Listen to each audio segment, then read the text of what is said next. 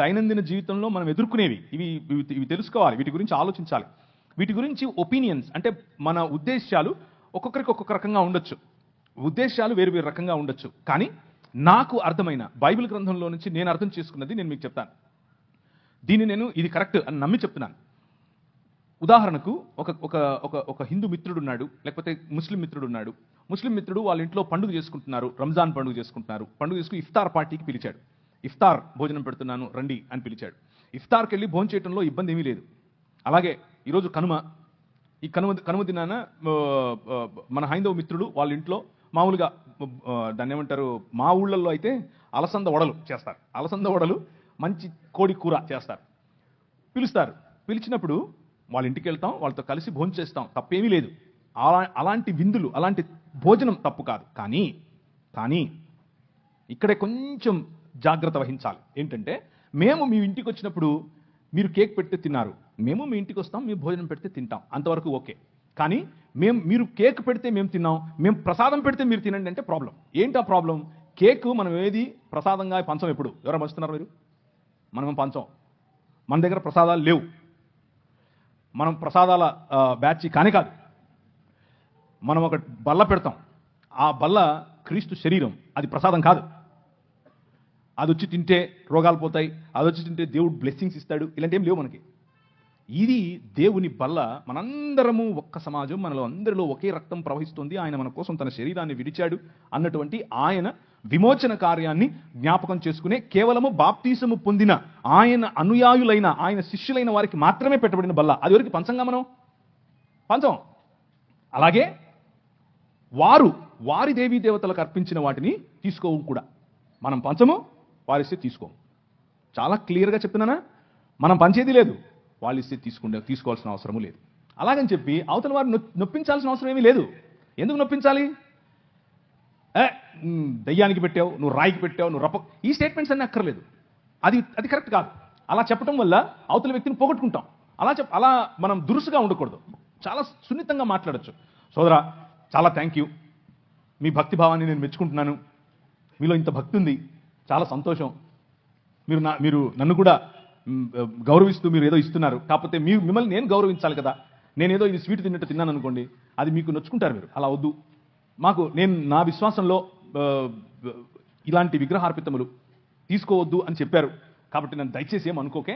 కానీ నీతో పాటు రావాలా? వస్తా. ఎక్కడికి వెళ్ళాలని చెప్పు. మీ ఇంటికి వద్దామా, భోజనం చేద్దామా, చేస్తా చెప్పు. ఇలా మనం స్నేహాన్ని పెంచుకోవచ్చు. కానీ సత్యాన్ని కూడా చెప్పాలి. సత్యం చెప్తూ స్నేహాన్ని పెంచుకోవాలి. వాళ్ళు ఏం నొచ్చుకోరు. ఒక్కసారి గనక మనము తగ్గింపుతో, నిజమైన మనస్సుతో వాళ్ళను, మన సహోదరులను యాక్సెప్ట్ చేస్తూ వాళ్ళని ఈ విషయం చెప్పి, మేము ఎలాగైతే మీకు బల్ల పంచమో అలాగే మీరు కూడా నాకు ఇది ఇవ్వకండి అని చెప్పడం వల్ల తప్పేమీ లేదు. అలా చెప్పిన తర్వాత వారితో కలిసి బయటకు వెళ్ళారు, ఒక రెస్టారెంట్కి వెళ్ళారు. ఆ రెస్టారెంట్లో వాడు ఎవరికి సమర్పించాడో మనకు తెలియదు. అది హలాల్ చేసి పట్టుకొచ్చాడా, కోషర్ చేసి పట్టుకొచ్చాడా, లేకపోతే ఏదైనా రాయి దగ్గర పెట్టాడా, లేకపోతే ఇంకేదైనా చేసి వచ్చాడా, అది మనకు తెలియదు. డబ్బులు ఇవ్వాలి, కొనుక్కోవాలి, ఇద్దరం కలిసి ఛాయ్ తాగాలి, బిర్యానీ తినాలి, ఎవరి ఇళ్ళకి వెళ్ళిపోవాలి. అది ప్రసాదం ఏం కాదు. మీకు అర్థమవుతుందా నేను చెప్పేది? సో అందులో ఏం కెమికల్ లేదు, అందులో ఏదో వేరే శక్తులు వచ్చి మీకు పట్టేది ఏమీ లేవు. కానీ ఎప్పుడైతే మీరు ఇది మా దేవునికి అర్పితమైనటువంటి భోజనము, ఇది మీరు తింటే మీకు లబ్ధి, ఇది మీకు మంచిది, ఇది ఇది ఇది ప్రసాదము అని మీకు ఇస్తారో, అప్పుడు దాన్ని ఏకీభవించి వారితో, అవునా నాకు కావాలి అని మీరు ఎప్పుడైతే వారితో ఏకీభవిస్తారో, అప్పుడు మీరు వారి భావజాలంతో ఏకీభవించినట్లు.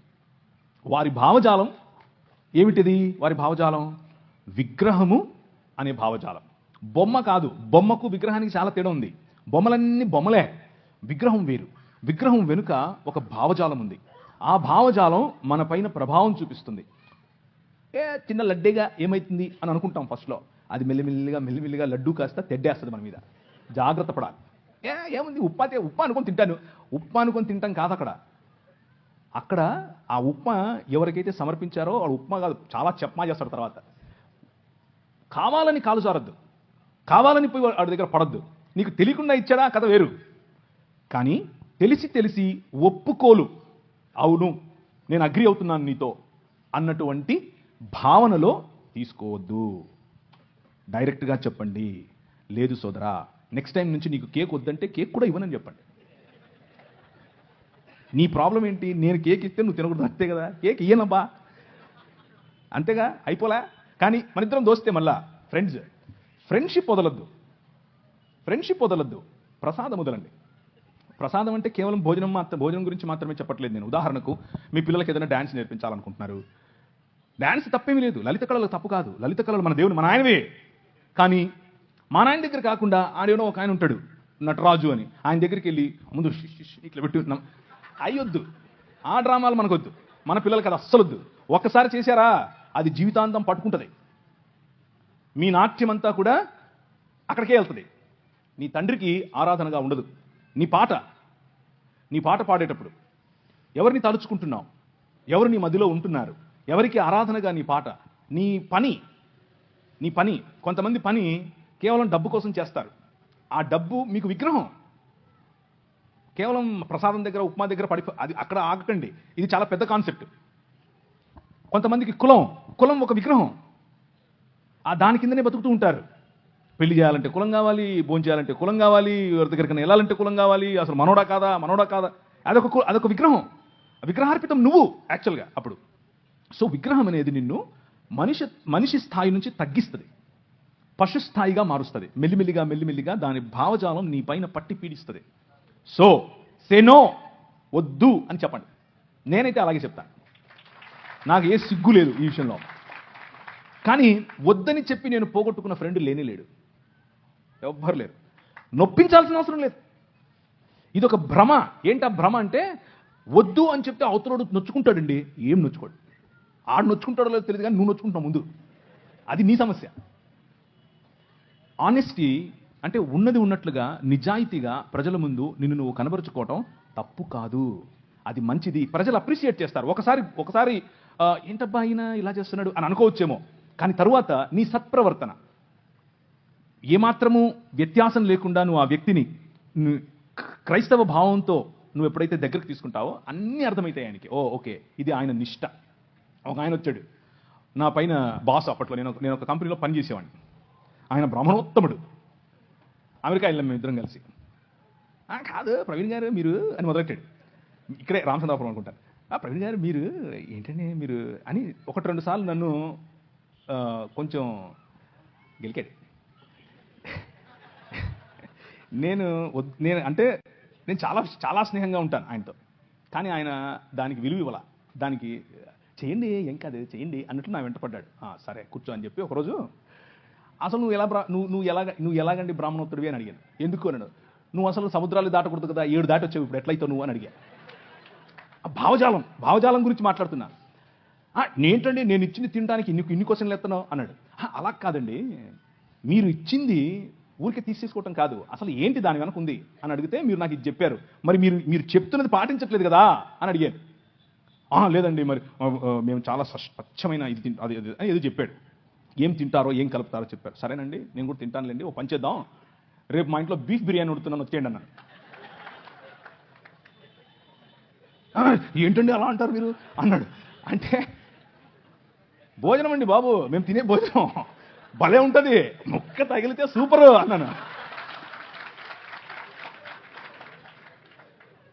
మీరు ఏ విధంగా ఇది తినడానికి జంకుతున్నారో మీ నిష్టలో ఇది తినకూడదు అన్నది మీ భావన, తినరు.